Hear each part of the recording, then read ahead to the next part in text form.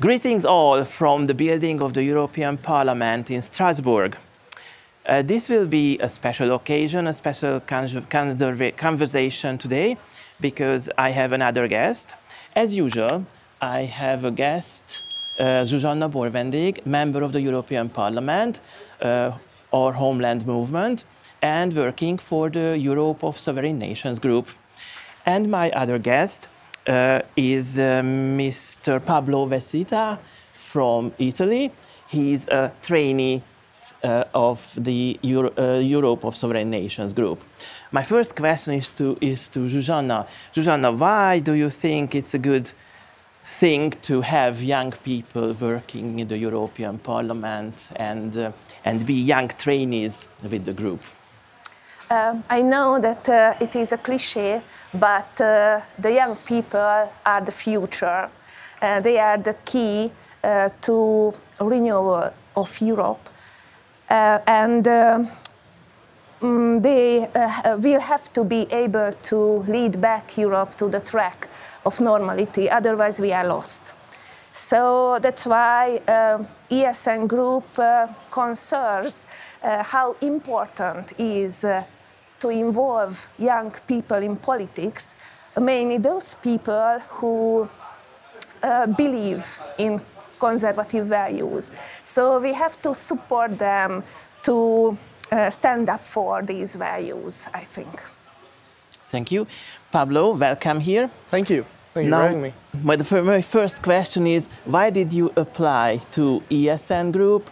And do you have a favorite country or maybe a favorite national party why you came, or maybe a favorite MEP that you came here for? The ESN Group is the only parliamentary group that is coherent to its reactionary rhetoric, and is the only parliamentary group in Europe that is leading this culture war we're having against the left. And young people everywhere in Europe are starting to wake up and realize this tremendous path we're heading towards as a civilization.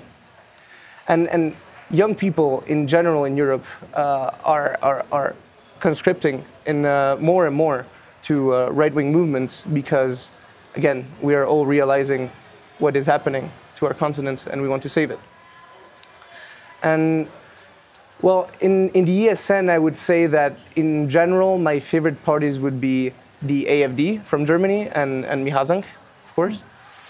But there are, of course, great people in virtually every party that compose the ESN. If I had to pick my 3 favorite MEPs, it would be, well, Thomas Fröhlich, for whom I am currently working, you, of course, Zsuzsanna, and Milan Mazurek, because I feel like you are the ones who are the most courageous in applying realpolitik, real politics, dialectic, in the most controversial issues that are debated in the plenary sessions, such as the Ukrainian conflict, for instance, and the increasingly inefficient and counterproductive policies in Ukraine, and the demographic replacement of Europeans in our own continent, and of course the massacres in Gaza, which are not talked about much in the right wing. So those would be the topics that are the most controversial and that I admire you for speaking out on. Okay, thank you. Now I'm turning to Zsuzsanna again. Pablo is from Italy. You, as a historian, do you see any similarities between Hungarian and Italian history, especially in the 20th century? Actually, yes. There are some parallels between the histories of the two countries. For example, we all experienced the trauma of lost wars, the totalitarianism, and the foreign domination as well. But there is a big difference between us, I think.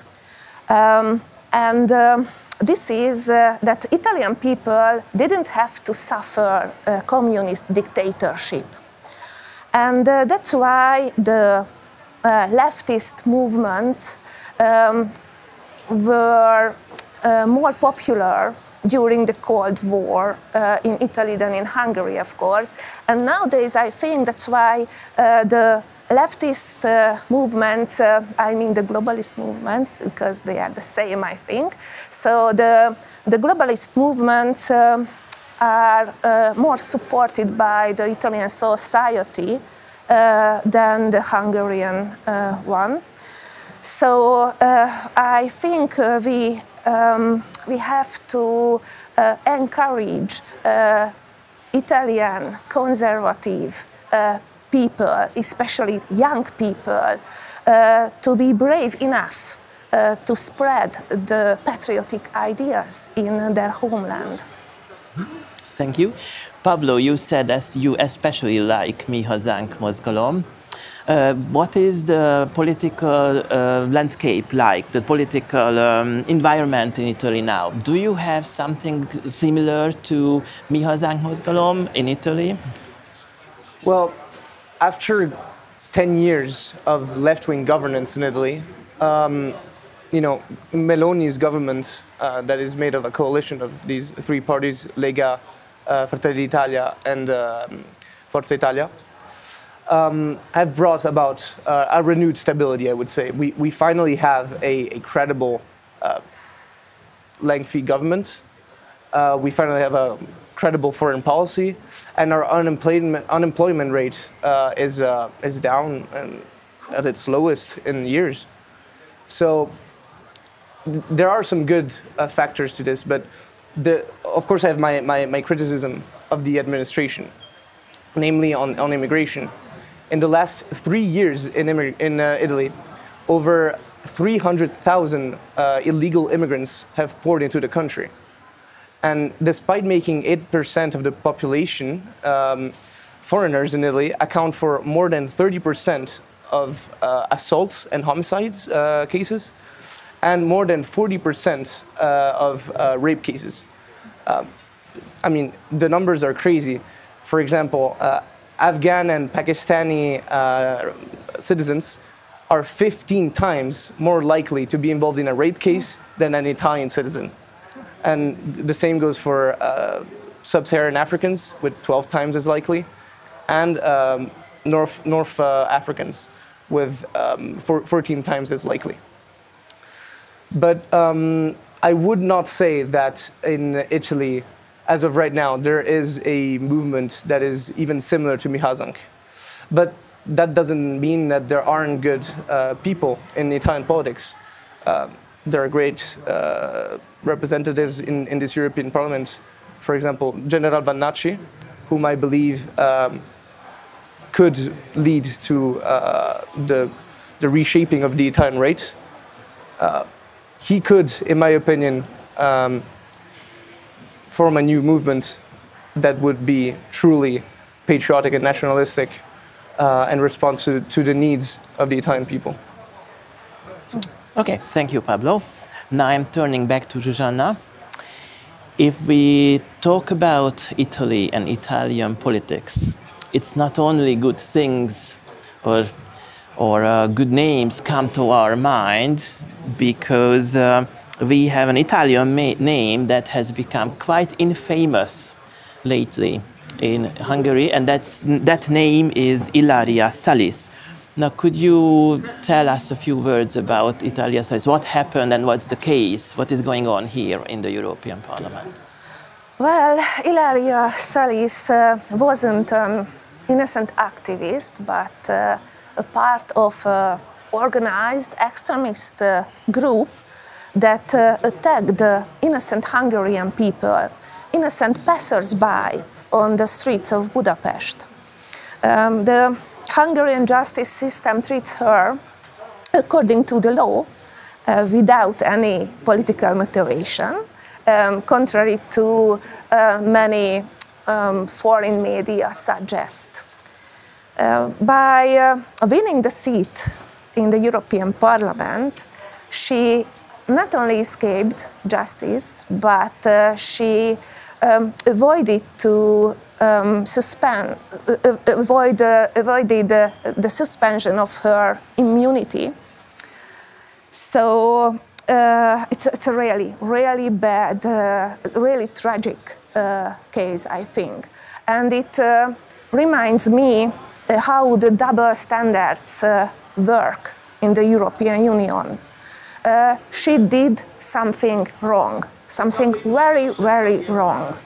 And I think she must take responsibility of that. It's simple, she must do that. Thank you. Pablo, how do you say Ilaria Salis' figure? Is she misled, poor fellow, or is she is she rather an international criminal? What do you think about her?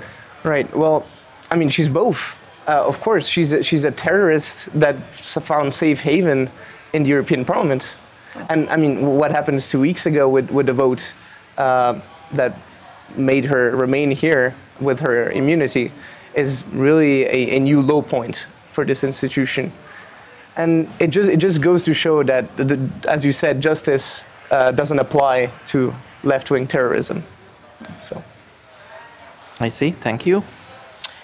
Well, as a final question, what message would you send to young Italian young people from a Hungarian MEP? My message is very simple. Never be ashamed of loving your nation. Always be proud of your beautiful country. You are really lucky because you are living a country blessed by a very rich heritage, very rich culture. So you have to preserve it. And we will stand by you always. And I think we will win together. And patriotism will save Europe. Thank you. And now, Pablo, you can send a short message to Hungarians, especially young Hungarians, and even more especially to the young people, the youth of our homeland movement. What would you send? What message would you send to them? Right, well,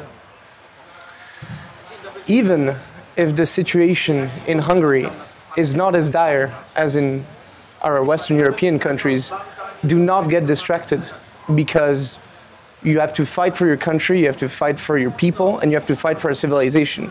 And in the end, we win, but only if everyone chips in. Thank you. Thank you very much. I'm very grateful for you being here. Thank you for being with us, and thank you for following Zsuzsanna's work and ESN's work here in the European Parliament. See you soon with more news coming from the European Parliament and from the ESN group. Goodbye. And God bless all of you.